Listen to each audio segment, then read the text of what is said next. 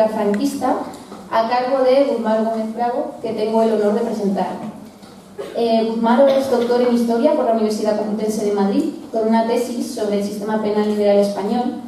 Inició una línea de investigación centrada en la violencia y en la historia social contemporánea, particularmente en la formación del sistema represivo franquista, y luego ha ido extendiéndolo a otras esferas, como su impacto en el exilio interior, la cárcel, la reconstrucción política clandestina y, más recientemente, en su conexión con la Segunda Guerra Mundial, a través de los campos de concentración nazis. Es profesor titular de Historia Contemporánea también en la Universidad Complutense y director del Grupo de Investigación de la Guerra Civil y el Franquismo, GIGEFRA. Y, por otro lado, es menos importante en general, pero más importante para mí, es mi director de tesis. Digo es porque eso es una condición que no se extingue, así que, aunque defiendas la tesis, tu director siempre es tu director. Muchas gracias, Guzmán, por estar aquí. Me hace mucha ilusión poder escucharte aquí en la Universidad de Castilla-La Mancha, Ciudad Real. Y nada, es tuyo el micrófono. Buenos días. Voy a intentar no ser violento, hablar de la violencia, pero no ser violento. Pues buenos días, muchas gracias, Ainhoa, en primer lugar. Bueno, para mí es un placer estar aquí con todos vosotros. Quiero dar las gracias al profesor Alian Miranda por la invitación y por organizar el congreso. Y bueno, simplemente lo que os quería comentar es cómo se ha concebido estos años de estudios o cómo concebimos nosotros la investigación y la metodología sobre el sistema represivo.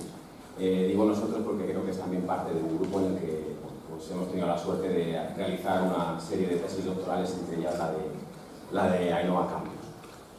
Bueno, fundamentalmente lo que trataré de explicar son las particularidades del caso español, cómo se tiene que estudiar, ¿no? Ya que estamos en la universidad, o qué problemas tiene de estudio comparativo con otros casos europeos sobre todo.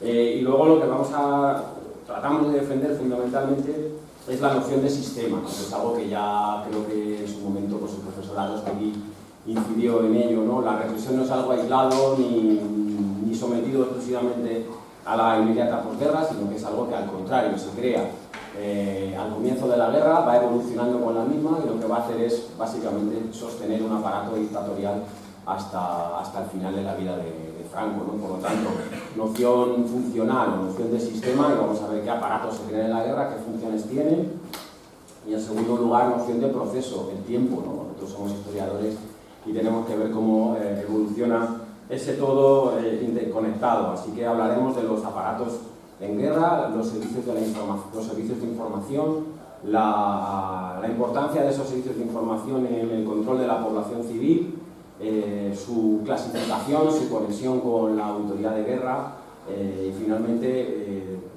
en torno al año 40-41, cuando dan por terminada la campaña, sus conexiones y sus traspasos posteriores. Ese desdoblamiento nos llevará a hablar del sistema penitenciario concentracional y disciplinario. Y por último, creo que el modelo de orden público que podemos llamar dual, ¿no? Entre fundamentalmente controlado por la justicia militar, la Dirección General de Seguridad y el Alto Estado Mayor. Si soy capaz de contarles todo eso en este tiempo, pues yo creo que yo habré cumplido mi objetivo, pero no sé si ustedes el suyo si van a sobrevivir a tanto dato. Así que lo mejor es intentar hacerlo didáctico, a partir de una imagen. Lo que realmente nosotros, o en particular yo sí que he trabajado fundamentalmente es el sistema penal y penitenciario, que junto con la justicia militar pues hemos definido como la columna vertebral del régimen franquista.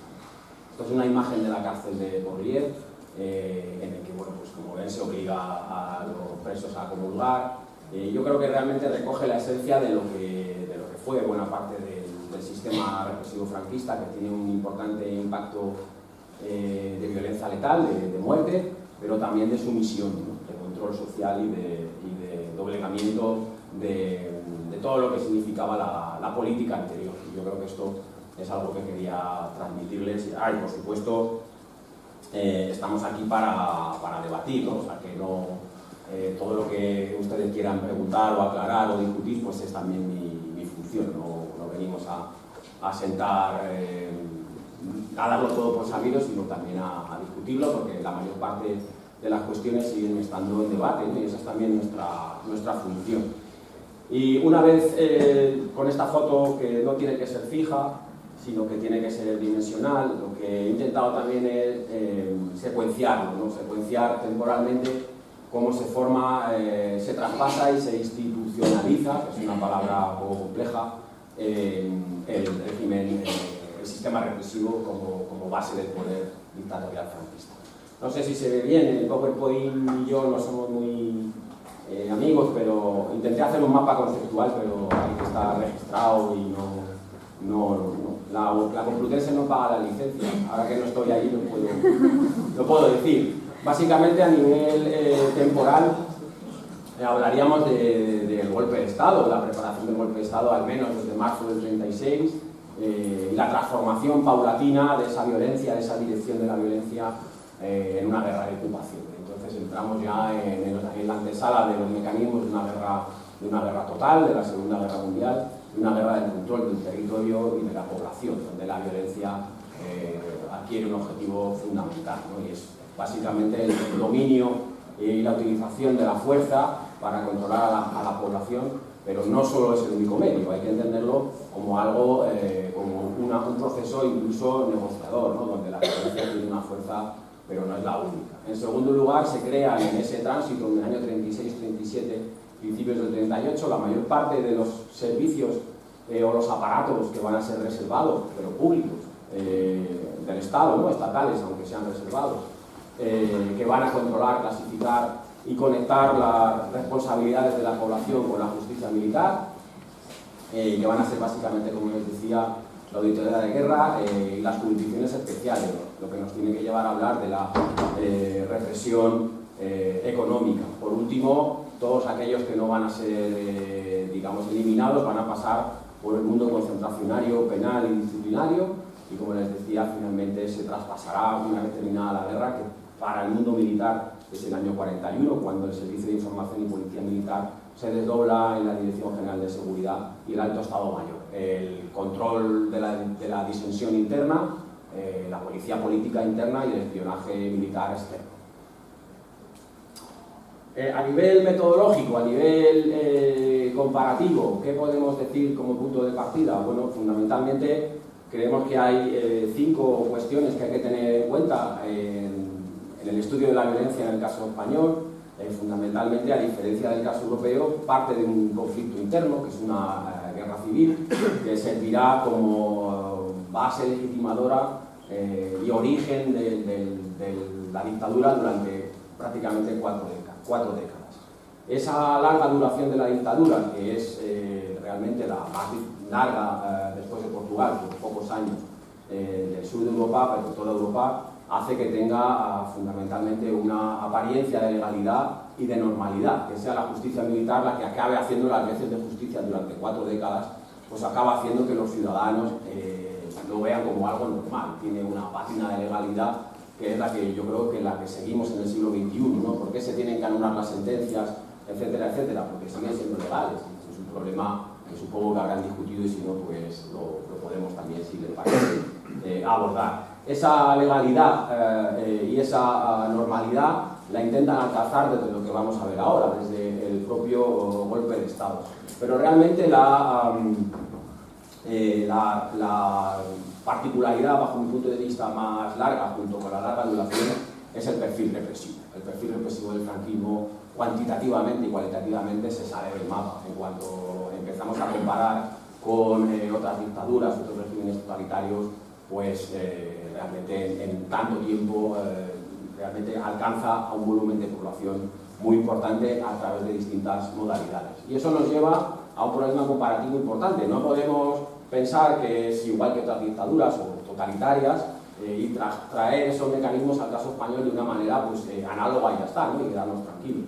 En el caso alemán e italiano son básicamente es el partido único, ¿no? El que realmente sí dirige políticamente la represión. En el caso español no existe como tal el partido único, o es absorbido por el propio Franco, por el propio ejército, que es el que dirige la represión y la modula de principio a fin, ¿no? Todos los cuerpos represivos son cuerpos militares o militarizados.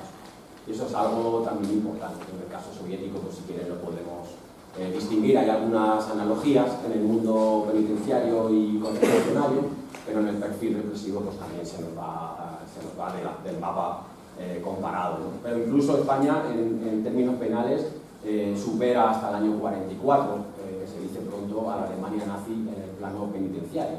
Tampoco la Alemania nazi, digamos, que era un hotel en cuestión penitenciaria, ¿no? Lo que vamos a ver nosotros es un camino inverso. En España la dirección de la violencia va básicamente del campo a la prisión. En el mundo europeo, antesala de la Segunda Guerra Mundial, es a la inversa, irían de las prisiones a los campos de concentración. Y eso es algo que nos marca, junto con la guerra civil, de una manera muy clara. En primer lugar, esa dirección de la violencia no es que nos las inventen, se la inventen los historiadores, que también a veces somos dados a la invención. Tiene una base que está, como conocen, en las instrucciones reservadas del general Mola, que son la planificación del golpe, ¿no? Con todas las ramas civiles y militares del golpe. Son 15 copias reservadas para los generales de división y les he subrayado pues, las que realmente modulan la violencia, ¿no? En primer lugar, tiene que haber un componente civil y militar en el que los militares realmente dirijan el golpe y utilicen la violencia de manera contundente para ahogar la rebelión o la resistencia, perdón.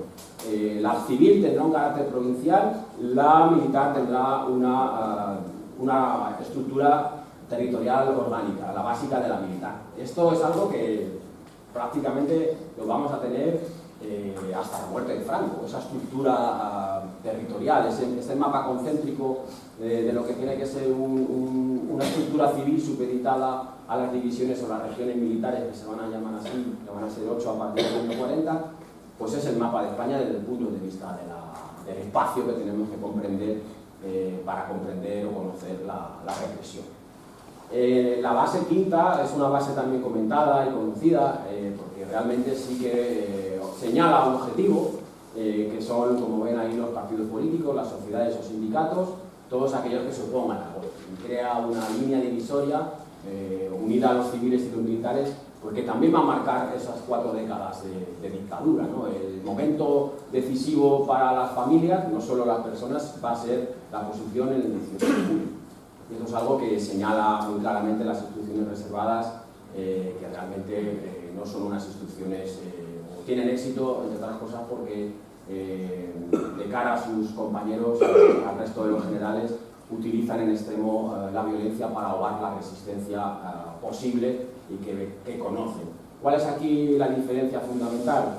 Bueno, no repetir un golpe blando como Sanjurjo en el 32 y fundamentalmente ahogar la resistencia de Asturias en el 34. Eso es algo, bueno, que también podemos discutir como todo, pero creo que sí que marca la diferencia, ¿no? Y bueno, la base sexta también es bastante esclarecedora. La dirección del poder no es un poder, digamos, acabar con la República y volver a una situación de dominio de la acera, ¿no? Porque esto es un movimiento que se acelera con el triunfo del Frente Popular. Fundamentalmente lo que vemos aquí es que se va a instaurar una dictadura militar, ¿eh? Lo dice muy claramente Mola, que fue director general de seguridad, ¿no? Mola no era ningún aficionado, pero bueno, voy a avanzar, que si no me voy a enrollar, ¿no? Y realmente vemos la base de una dictadura militar en la que los políticos, todos los partidos políticos que se han sumado al golpe van a quedar fuera, y esto es algo fundamental. La dirección y el control de la violencia desde el principio no es paramilitar, es militar. Y no hay nada político, ni la política va a volver a España en 4 décadas. Eso es algo importante. Por último, ya da un plazo, por último la base octava, es decir, tienen que moverse como mucho en 20-21 días, ¿no? Y esto nos adelanta la cronología del golpe o hace que el golpe no dependa de la muerte de Carlos Sotelo, que es un poco la versión franquista tradicional. Nada de esto, seguramente no tendríamos que hablar, o si el golpe no hubiera sido como estaba planificado y no hubiera tenido éxito, porque realmente tuvo éxito, pero tampoco tuvo un éxito tan rotundo, no se impuso en todas las regiones militares, ni tampoco en la mayor parte de las capitales de provincia que tenían que controlar. Y realmente esa es la situación que hay que comprender en España entre el 18 y el 21 de julio, ¿no? Del 36, donde ya se avanza hacia una guerra bastante difícil de controlar. Y nada de esto hubiera pasado si realmente el golpe pues, hubiera tenido otra característica, ¿no? Si no hubiera previsto ese despliegue y esa utilización de la fuerza contra los civiles. Porque realmente la guerra civil es un conflicto, o las guerras del siglo XX son conflictos donde ya podemos definir una dinámica triangular, ¿no? Son dos ejércitos a partir del 21 de julio en España, o dos enemigos que lo que tienen entre sí, lo que se disputan entre sí, no solo es el territorio, sino es la población civil. No solo controlar la población civil de su retaguardia, sino impedir que el enemigo tenga acceso a la población civil de su propia retaguardia. Y eso es lo que va a convertir a la población civil en un objetivo militar letal. Y ese objetivo y esa dirección de la violencia es la que nos da este mapa, ¿no? Es un mapa hecho en 2018 que está actualizado y que seguramente hay que actualizar con los datos que, entre otras cosas, se están haciendo aquí en la Universidad de Castilla-La Mancha, la investigación sobre represaliados, pero es un mapa o un cómputo realizado a través de los consejos de guerra, los libros de cementerios y los desaparecidos. Es un mapa imperfecto que ya entonces tenía un 20% de fallo en cuanto a estimación de territorio no explorado, que seguramente pues, ahora sea más. Esto es un impacto de la violencia letal que realmente hay que distinguir, habría que hacer muchas apreciaciones, pero básicamente aquí hay que distinguir dos cosas, con independencia de lo que ustedes quieran preguntar. En primer lugar, más de la mitad del territorio no es territorio de frente. Se produce una limpieza política de la retaguardia. Y en segundo lugar, el 90% de esa limpieza de la retaguardia se produce en los 6 meses primeros del conflicto. ¿De acuerdo? Es esa violencia, esa implosión de la violencia la que realmente se ha transmitido a través de las generaciones y a través también de la propia versión de la dictadura como represión, ¿no? El comienzo de la guerra o el terror caliente, y esa versión pues realmente se ha ido cambiando, se ha ido ampliando y se ha ido haciendo un cómputo todavía bastante imperfecto, ¿no? Pero a través de como decía, de la autoridad de guerra y los consejos de guerra hemos conseguido, o se han conseguido ampliar una metodología que nos permite comparar espacios y dinámicas. Y eso es un poco nuestro trabajo, ¿no? Nuestra obligación. Aún así, también una tercera cuestión, por ejemplo, no hay datos en Cataluña, ¿no? Por poner un ejemplo, no que seamos anticatalanes, sino que no hay datos en Cataluña homologables. ¿Eso cómo puede ser? Por poner un ejemplo, y luego si quieren, pues preguntamos o hablamos de este tipo de problema que es importante. Por tanto, el golpe sí que tiene una planificación y una dirección de la violencia que con la guerra de ocupación acaba básicamente en este mapa, que es el que ha impactado sociológicamente y demográficamente en nuestro país, la violencia letal.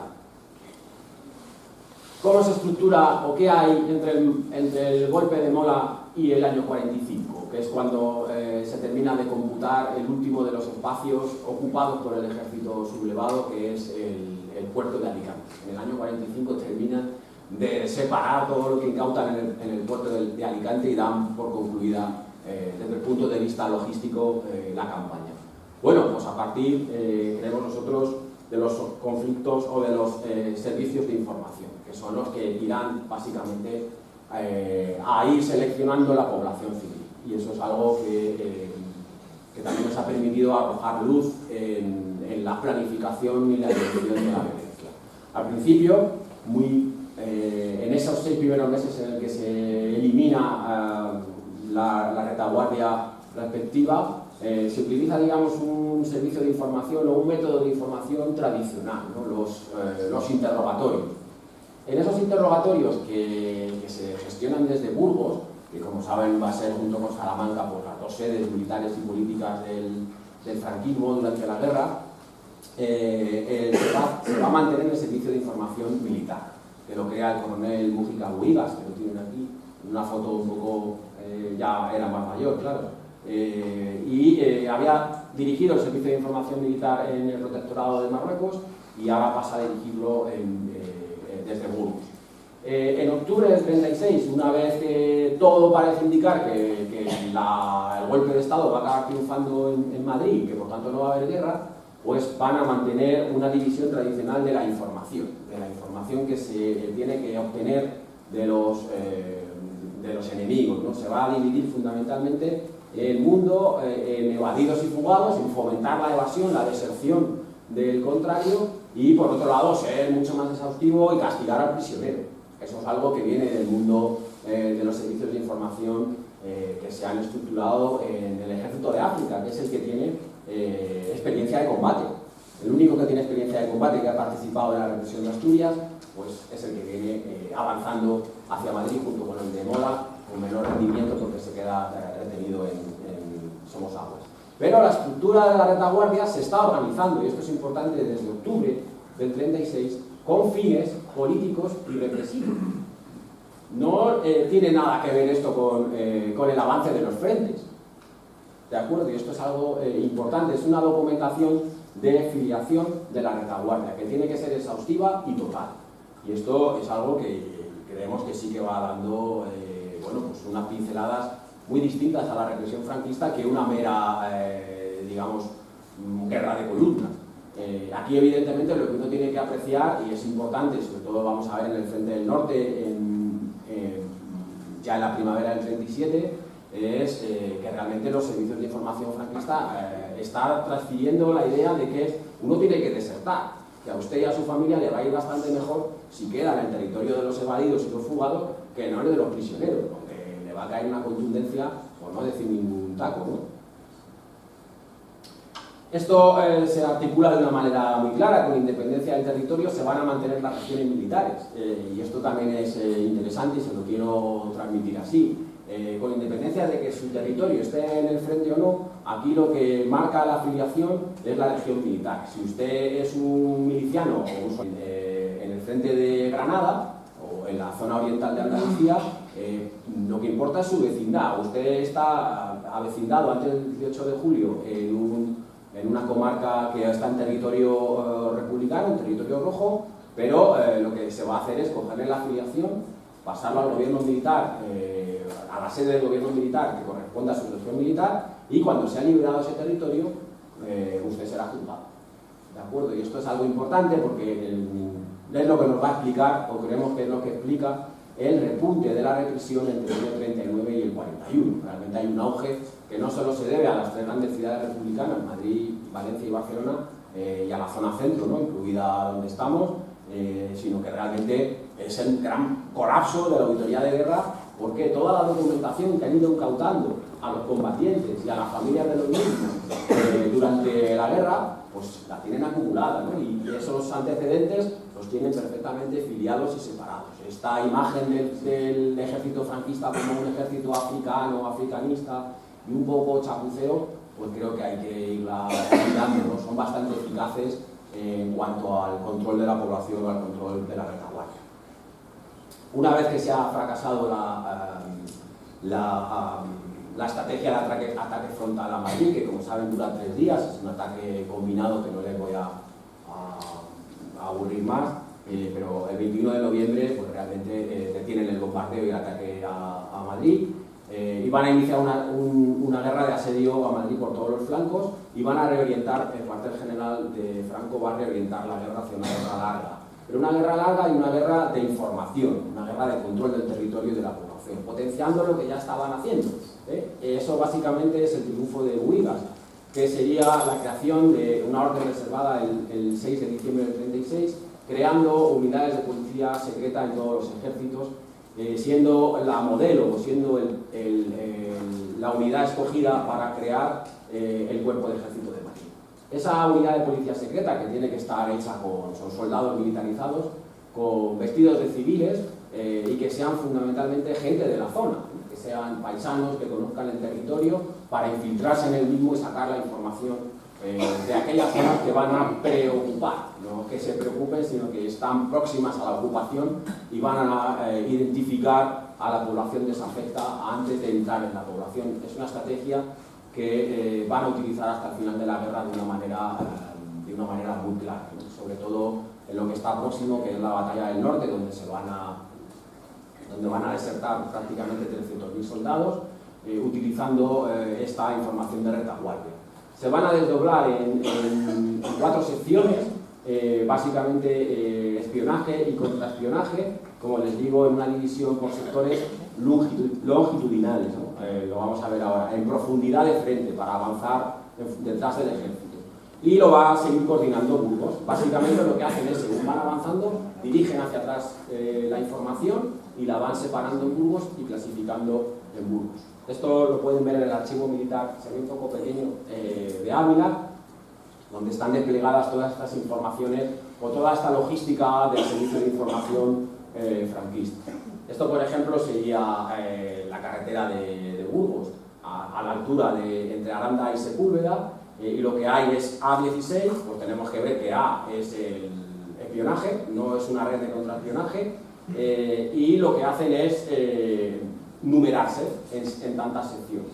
Cada número es un agente y cada uno de ellos, digamos que tiene que controlar una zona para que a su vez no contacten los republicanos, ¿de acuerdo? Todo esto es algo, o lo están construyendo a partir de octubre, noviembre y diciembre del 36. Por lo tanto, la guerra tiene una característica de control y fijación de la población que luego va a ser la base de la dictadura franquista. Luego cada vez hay menos dudas en ello. Esta evolución, como les decía, va a tener un cambio fundamental en la densidad de población. Y en el momento en el que el cuartel general de Burgos, el Estado Mayor franquista, decide atacar el norte, siendo la mejor opción, evidentemente, para ellos desde el punto de vista estratégico, es también la opción del gusto de la Legión Cóndor, y fundamentalmente lo que van a hacer es romper el frente en dos, ¿no? Eso lo van a hacer también a partir de la información, y ya los interrogatorios van a tener un carácter distinto, porque ya no van a interrogar, pues no sé, Aranda o Sepúlveda, que son ciudades pequeñas o pueblos pequeños, ahora se van a meter en Bilbao. Y claro, Bilbao es una ciudad grande, es una ciudad que además hay que ocupar a la perfección, porque es una ciudad que hay que arrebatar al enemigo, que es por un lado rojo separatista, nacionalista, y que van a ocupar los carlistas. Por lo tanto, hay que hacer una ocupación modélica basada en el control de la retaguardia enemiga. Y aquí ya el propio Estado Mayor franquista señala la división de 2 puntos, militar y orden político y social, que no va a dejar la información o el control de la información político y social hasta el final de la dictadura. Esa división entre asuntos políticos y sociales de la retaguardia va a ser algo fundamental, porque sí que tienen interés en lo militar, pero va a ser secundario. Marzo del 37, el camino hacia el norte. Y aquí ya vemos una selección de la información mucho más profesional, mucho más clasificada, mucho más estandarizada, ¿no? Y sobre todo mucho más dirigida a grupos. Es lo que el ejército llama la información retrospectiva, que cuando lo vimos pues parecía así una cosa pintoresca, pero realmente esto es algo que está en la esencia también del sistema represivo franquista, ¿no? Juzgar colectivos. Las penas no son individuales o los delitos no son individuales, son colectivos, y fundamentalmente lo que buscan es la delación de grandes comunidades o de colectivos enteros, ¿no? Para controlar sectores, barrios y ciudades. Esta distinción o esta información retrospectiva es algo muy distinto a lo que hemos visto anteriormente, que eran los interrogatorios a evadidos o prisioneros. Aquí lo que hay ya es una política de ocupación de grandes ciudades, y por lo tanto van a tener 9 puntos que van a ir sistematizando de una manera muy clara y que se van a ir coordinando con la depuración profesional. Básicamente esto está destinado a depurar el control administrativo y los ayuntamientos y las administraciones provinciales. Esto es algo fundamental. Esto significa una mayor profesionalización, una mayor profundización, un control de la población, de grandes poblaciones antes de su llegada, que van a utilizar fundamentalmente en su rendición. Esto es algo que cada vez conocemos más y mejor. Y esto es la antesala de la depuración profesional y es la antesala del informe de la Fiscalía General del Estado, que ya se encarga en abril del 37, que es conocido como causa general. Va a ser aquí la pieza de Vizcaya, la primera que se va a abrir, aunque por razones políticas y propagandísticas no se va a poner en marcha hasta el año 39 y se va a publicar el primer tomo en el año 40. Esto ya es un avance importante de lo que está por venir y es una transformación del SIM con un tamiz también importante, ¿no? Que es la clasificación de la población.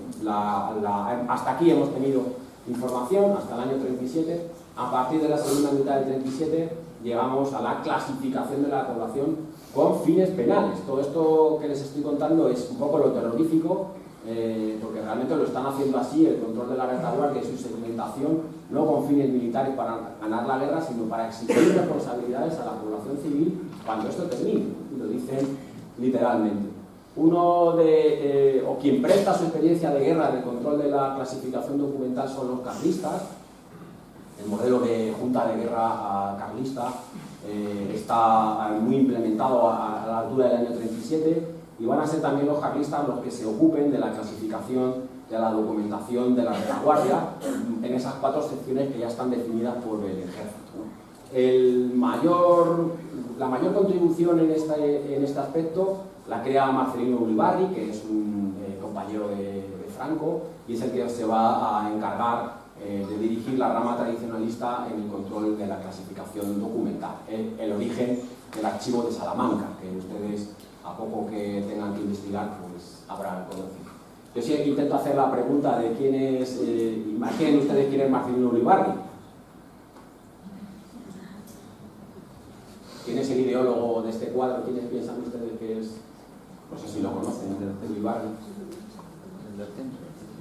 Claro, normalmente la gente dice el de centro, ¿no? Pues no, Ulibarri es el más flaco, este que está ahí al extremo, y él dirigió el archivo de Salamanca y después se lo dejó a su sobrino, hasta los años 70, que lo dirigió Ricardo de la Cierva, pues, que es un linaje interesante en controlar, pues, el gran archivo documental de la represión franquista y del origen de la represión franquista, que es una contribución carlista al universo.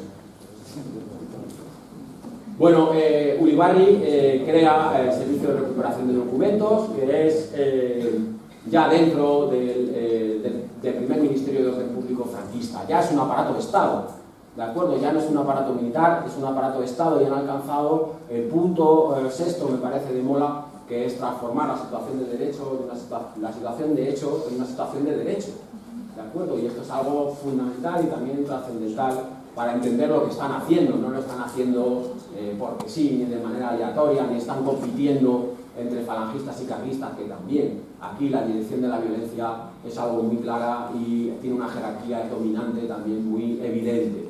Aquí vamos a ver, una vez que tienen catalogada la ocupación de las ciudades y la preocupación, ¿qué hay que confiscar en 4 horas? Y uno cuando lo lee dice, pues, ¿qué hubiera hecho esta gente si hubiera tenido bases de datos? Pues realmente lo están haciendo a mano, ¿no? Pero el asunto está bastante pautado, es importante y, como les digo, pues se conserva ya dentro de un aparato de Estado y las órdenes hay que buscarlas no en Salamanca, sino en Presidencia de Gobierno. Están más cerca de lo que pensábamos, ¿no? Básicamente eso es lo que tienen que ocupar en todas las ciudades. Y el asunto es mantener una cadena de mando y una custodia de la propia documentación de todos esos locales que tienen que sellar, que tienen que meterlo en sacos, en camiones, escoltarlos militarmente y llevárselos a Salamanca. Eso es el origen del archivo de Salamanca, que, como saben, tiene 4 millones de fichas políticos sociales, que bueno, es imposible de ver en una vida, ¿no? Pero yo creo que nos da una imagen bastante importante de la vocación de totalidad con la que hacen esto. Toda la población española tiene que estar filiada y clasificada. Y por tanto, eso sí que nos acerca a un debate sobre el origen y la naturaleza de esta clasificación, que ya es de la guerra, ¿no? Bueno, todos estos locales son los que van a precintar, a sellar y a llevarse la documentación. He señalado lo de las fotos porque está también un contraste muy interesante, ¿no? Como la gente o el mundo republicano se hacía fotos con cierta alegría, ¿no? de su condición de miliciano y combatiente, y todas esas fotos pues fueron utilizadas como pruebas y las pueden ver en la causa general, ¿no? Que esto es algo también interesante desde el punto de vista de la protección de datos, porque todo en la causa general está público y en cambio en el mundo franquista está todo protegido, ¿no? Para los investigadores es un poco... Pero en fin, ahí lo dejo como se suele decir. Bueno, con esto quiero decirles que realmente están entrando en la vida privada, no es un asunto, están ocupando todo el espacio público y el espacio doméstico de aquellos que han podido colaborar con los rojos. El nivel de ocupación después de Bilbao, que es un éxito, la ocupación de Bilbao en el 37, en el verano del 37, en la primavera, realmente es el punto decisivo para apuntalar este sistema que el cuartel general, el generalísimo apoya y dirige, desdoblando esas secciones en una política de ocupación que va a ir coordinándose de una manera cada vez más avanzada, ¿no? Van a tener esos objetivos, fundamentalmente el militar, a través de la rapidez de la obtención de la información, uno político-propagandístico, que es la obtención de una ciudad del enemigo de una manera, una rendición, exhibir una rendición y una ocupación controlada del territorio y de las grandes ciudades y de la población. De Bilbao no se va nadie, por ejemplo, y ese es también el efecto del bombardeo de Guernica, es frenar la evacuación y forzar la rendición. Y es un efecto propagandístico que puede sacar tanto el gobierno de Burgos como los gobiernos civiles y militares de cada zona, ¿no? Por último, en esa primera escala militar, el control del orden público, que es realmente quien va a dirigir las facetas represivas. Y luego lo que vamos a ir viendo ya en la última fase de la guerra es la coordinación de la segunda sección de información, que es esa transformación o esa primera unidad de policía secreta del Cuerpo de Ejército de Madrid se ha convertido ya en el año 37 en una segunda sección de información de Estado Mayor, todo un ejército dirigido al control de la retaguardia republicana, a la obtención de la información volcada en el frente, y está conectada con la auditoría de guerra. Esto es lo importante, no es algo que se haga a posteriori, es algo que desde el año segunda mitad del 37 está conectada con la justicia militar a través de la demarcación y de la auditoría de guerra, por independencia de que ocupen o no el territorio. ¿Quién le da realmente o quién es capaz de conectar la segunda sección de Estado Mayor con la auditoría de guerra? ¿Quién es capaz de transformar esa policía de ocupación o cumplir esas 5 funciones? El coronel Umbría, que es un diplomado de Estado Mayor, que ha sido un militar que ha estado en la Escuela de Guerra de París 3 años, por lo tanto, aunque ha estado en el protectorado de Marruecos, no es un militarista, es un militar de élite y que además ha sido consejero de Telefónica, ni más ni menos con la dictadura de Primo de Rivera. Es un militar moderno que conoce las comunicaciones y que utilizará mucho la radio, no para su vida sentimental, sino para coordinar fundamentalmente las labores de contrainformación y represión. A partir del 30 de noviembre del 37, que es cuando él llega a Burgos, es interesante, es un militar que no triunfa al golpe de Madrid y es acogido por la delegación francesa, es protegido por Francia, que lo sacará en coche a Alicante, de Alicante va a Marsella y de Marsella entra en Burgos, y el mismo día que llega Franco le hace jefe del servicio de información, y él realmente es el que va a transformar el servicio de información en una policía de ocupación, que es la que va a dirigir el año y medio restante que queda de guerra, y realmente va a concentrar las funciones de director del Servicio de Información y Policía Militar y va a dirigir la DGS hasta el año 40. Por lo tanto, es un personaje central del que se sabe poco, como buen espía, que realmente le da un cambio fundamental a la guerra y a la propia información. Va a descentralizar, va a crear redes provinciales y va a crear un servicio exclusivamente controlado por el ejército, que lo que va a ir haciendo es absorber todas lo que otros autores llaman las quintas columnas, y yo estoy en desacuerdo, porque son militarizadas, o sea, su autonomía es mínima, pero bueno, es un debate menor desde el punto de vista de lo que es la represión, que estamos de acuerdo, ¿no? Hungría ya pues, lleva esto, digamos, al límite de la profesionalización, descentraliza los sectores con independencia del avance de los frentes, todo el territorio enemigo y el propio, y esto es importante, es analizado por cada 30 kilómetros en franjas horizontales, y antes era vertical. Él hace una política de ocupación de cada 30 kilómetros, cada 30 kilómetros es un sector, y toda la población que cabe en 30 kilómetros tiene que tener esta ficha, o estas 2 fichas. Entonces, ustedes tienen que ir a Salamanca a buscar su ficha, o la de sus familiares, claro, porque les aseguro que está. O sea, fichas cutres, blancas, pero están. Y bueno, aquí evidentemente, si te ponen la Z, pues es donde habrán visto en algún consejo de guerra que aparece una Z. Pues eso básicamente es una eliminación rápida, ¿no? Porque aquí también lo que podemos ir viendo es cómo el servicio de información se ha transformado, se ha duplicado, se ha profesionalizado y cada vez la capacidad exhaustiva de llegar a más población es más importante, pero cada vez la necesidad cualitativa de información que les interesa, ¿no? Es derrotista, desempeñó no sé qué. Todo eso es ya el nivel político-social y no militar. Cada vez vemos un nivel más policial y un nivel militar menor, ¿no? Y esto ya nos va diciendo que realmente la guerra la tienen ganada y lo que están asegurando es esto. Esto también es un debate, sobre todo con los profesionales de la historia militar, que dicen que no, que Franco que no podía ganar la guerra antes.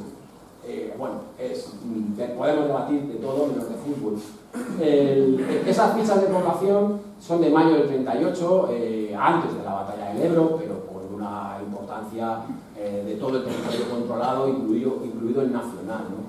Esas fichas de urgencia son las que tienen que tener en caso de una ruptura del frente, y esta es la ficha definitiva. La ficha definitiva de cada ciudadano español, que tiene un reverso también, que es más complicado que, digamos, el anverso, ¿no? El reverso es donde está tu peligrosidad social, ¿no? Y esto, entendiendo que todo se va a traspasar a la Dirección General de Seguridad, pues entenderemos también qué es el franquismo y qué tiene en el control de la población, o qué seguridad tiene el franquismo dentro del 100% de los datos que ha obtenido el ejército de la población española.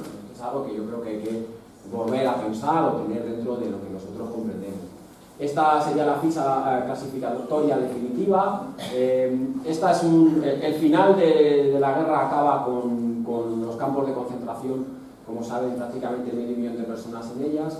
Y esta sería la última de las fichas que conocemos, que comprende la clasificación de la población combatiente en los campos de concentración. Y esto tiene un grado ya un poco de elaboración más confusa, o más perversa si quieren, porque obligan a los jefes de batallón a clasificar a sus propios soldados, a clasificarles políticamente.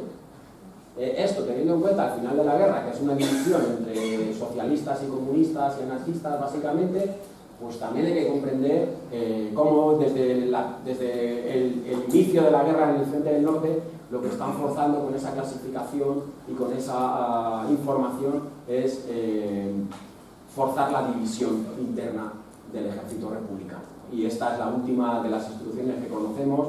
Fíjense ya, el 27 de marzo del 39, que ya están ocupando Madrid, lanzan esta ficha, que no conocemos la original, solo del boletín oficial del Estado, y por eso se ve tan mal.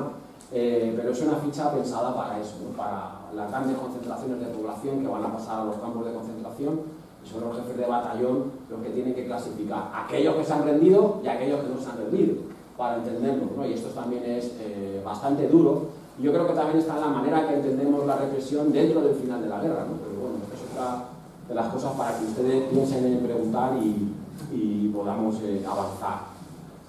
En esto no quiero detenerme porque quizás sería demasiado, ¿no? Pero lo importante también es comprender que toda esa evolución y todo ese aparato que ya se ha condensado en 4 millones de fichas y que se reduce o que puede comprender en las ciudades, pero imagínense en las zonas pequeñas, ¿no? Lo que eso supone, que hay una persona que ha informado de todos ellos. Entonces eso también es algo que tenemos que comprender a la hora de comprender este aparato que se traspasa una vez que se desmovilizan, o una vez que termina la guerra. Inician la desmovilización del Servicio de Información y Policía Militar, que se desdobla a la Dirección General de Seguridad. Y a partir de ahí las facetas, los aparatos represivos son absolutamente visibles, pero siguen estando los no visibles, los reservados, ¿no? La Policía Política, el Alto Estado Mayor, y sigue su clasificación, la UIPA, el Servicio de Recuperación de Documentos, sigue su trabajo, con lo cual tiene que tener en cuenta todas estas cuestiones a la vez. La desmovilización del SIM se da por terminada a finales del 41 y esta sería su propia clasificación, ¿no? Su propia catalogación. ahí creo que no se ve bien, pero son 123.153 expedientes que han revisado y los han distribuido así, ¿no? En interés militar histórico, porque ya estaban un poco creando el servicio de estudio de la guerra, ¿no?, contra el comunismo, que sería el archivo de liberación, que es el origen del archivo de Ávila. Aquellos que tienen interés militar actual, que pasan a la segunda sección del Estado Mayor, los que tienen interés judicial a la DGS, y claro, el grueso, si lo ven ustedes ahí, pues es la población civil. Casi 100.000 personas, pues son las que se llevan el grueso de los expedientes que pasan a la policía, ¿no?, a la Dirección General de Seguridad, que siempre va a ser dirigida por un jurídico militar o por un militar. Incluido Arias Navarro, que era fiscal militar, la gente no, pero era un fiscal militar o militarizado. Y casi 41.400 expedientes que pasan a la segunda sección de Estado Mayor militar. Esto también, si quieren, lo podemos comprobar más adelante. Luego esto hay que estudiarlo también por capitanías. Cada región militar tiene su desglose y controla a esas personas.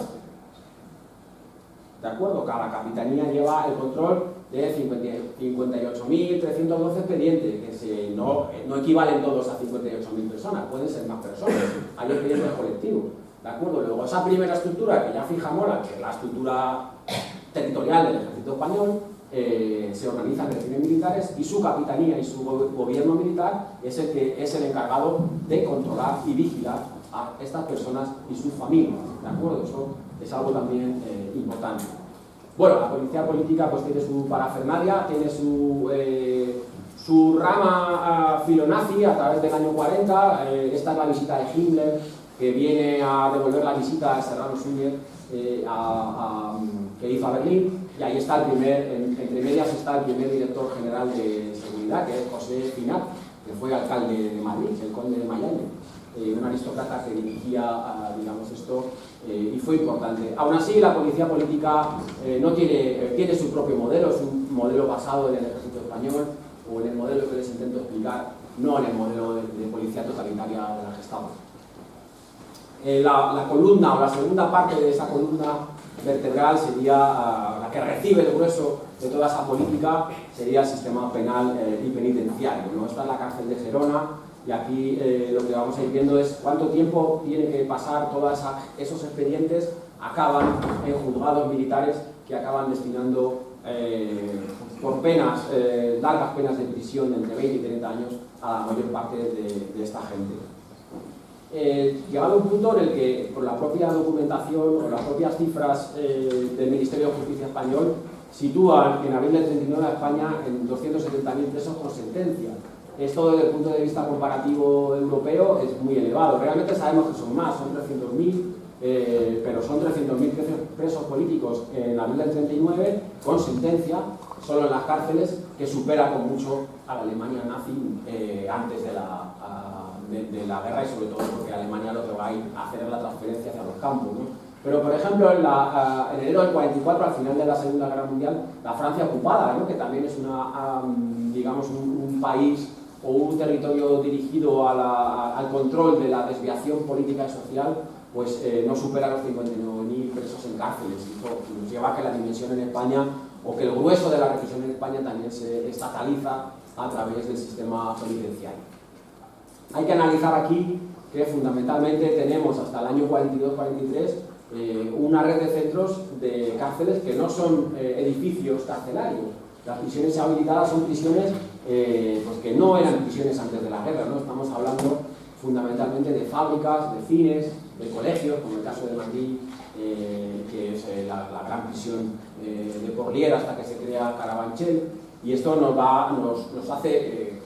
corrobora que realmente están desbordados hasta bien terminada, o hasta que termina la Segunda Guerra Mundial, que es cuando empiezan a escarcelar de una manera más rápida. La red provincial de cárceles sigue básicamente la geografía del final de la guerra. Hay más cárceles en las grandes ciudades, evidentemente, pero también en donde acaba la guerra, fundamentalmente en la zona centro y en Levante. Murcia me parece que es la que más cárceles habilitadas tiene, Alicante. Y a medida que avanzamos hacia el norte, pues menos, ¿no? Esto es algo también sabido, pero bueno, que es importante corroborar. ¿Cómo sale la gente de prisión? Y hay un momento en enero del 40 en la que tenemos 500.000 de personas en campos de concentración, 300.000 en cárceles y 90.000 en batallones de trabajadores y trabajo forzado, ¿no? Que eso nos pone en un listón muy elevado, ¿no? Bueno, fundamentalmente a través de dos organismos, las juntas provinciales o las juntas locales, que están controladas fundamentalmente en ambos casos por la Falange y la propia Iglesia, ¿no? Eso es un intercambio de personal político, si quieren también podemos entrar a ello, pero sobre todo también por la red exterior o los patronatos de la propia Iglesia Católica, que es la que tiene que ratificar la salida de prisión. Hay tantas veces que la deniegan que finalmente el Ministerio de Justicia tiene que crear la libertad condicional con destierro, que es algo que también se pone o que seguramente conocerán de su localidad de origen a 250 kilómetros no pueden estar, ¿no? Y es algo que a partir del año 43-44 es bastante importante. Esa red de patronatos también es la que va a presidir la posguerra. Lo que estamos aquí es entrando en una dimensión propagandística también, en el que el régimen lo que quiere es poner en primer lugar o intentar suavizar, a medida que va perdiendo la Segunda Guerra Mundial el eje, intentar suavizar la dureza de la represión con el mensaje cristiano del perdón. Y esto es algo que también hace o reviste la posguerra española de una manera importante. Y la red de la Iglesia Católica, que una vez que están en libertad condicional, pues va a controlar a todos estos libertos, que es como, y libertas, que es como se llama a la población en libertad condicional. Pero claro, esto es lo que, unido al control de los gobiernos militares de cada capitanía y cada región militar, a la presencia de las alcaldías, que es la oficina de colocación de Falange, pues ya ustedes comprenderán que es la alcaldía. El control laboral, las empresas y fundamentalmente la red benéfica de la Iglesia, pues la posibilidad de movimiento de la libertad condicional pues es bastante restringida. Creo que ambos aparatos, el militar y el penitenciario, nos permiten comprender la estructura del franquismo de una manera bastante clara. Los creadores de este sistema